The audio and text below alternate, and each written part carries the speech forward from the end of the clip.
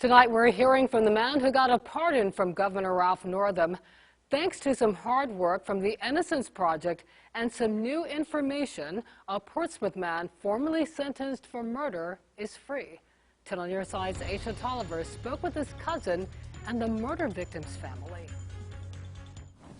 I'm here standing at London Oaks Apartments in Portsmouth. This is where Lamar Barnes told police he was when the shootings happened back in 2002.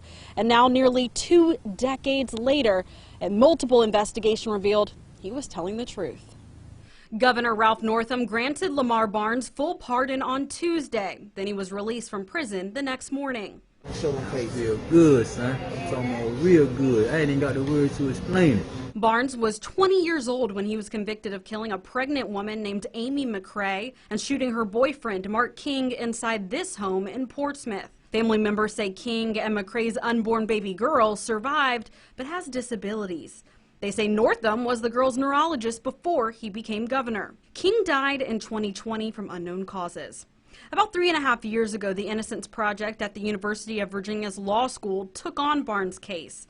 The director, Jennifer Givens, says they quickly started to see red flags. The Conviction Integrity Unit in the Attorney General's office conducted an extensive investigation and checked all our work. Northam's office said an investigation found that Barnes had a corroborated alibi at the time of the killing, but that evidence was never brought up at trial. Eyewitnesses who testified against Barnes, including King, later recanted their identifications of him. Mark King, when we first reached out to him, was extremely relieved. He had apparently been trying to contact officials and agencies for years because he knew that the wrong man was behind bars. Givens says after King was shot in the head, he suffered brain damage and memory loss. She says he was told by the prosecution and police who committed the crime and came to believe that. He began to regain his memory. He realized that that was not, in fact, true, that it was not Lamar Barnes who shot him. And he made efforts even before the trial to make this clear to prosecutors. Barnes' cousin, who's also the Portsmouth Vice Mayor, DeAndre Barnes, says the family stayed strong all this time. No, I never lost hope. And ironically, he never lost hope himself.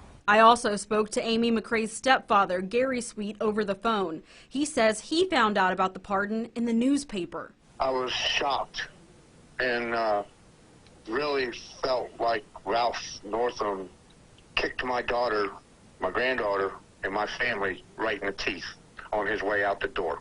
There's overwhelming proof that he was innocent. That's great. I'm glad he's out of prison, but I never got to see any of it. So the big question still lingering is, if Barnes didn't commit the crimes, who did? We know who pulled the trigger, and we have named that person in our pleading. For security reasons, Givens would not give us the name on air. We're waiting to learn if police have another active investigation into a new suspect. In Portsmouth, I'm Aesia Toliver, 10 on Your Side.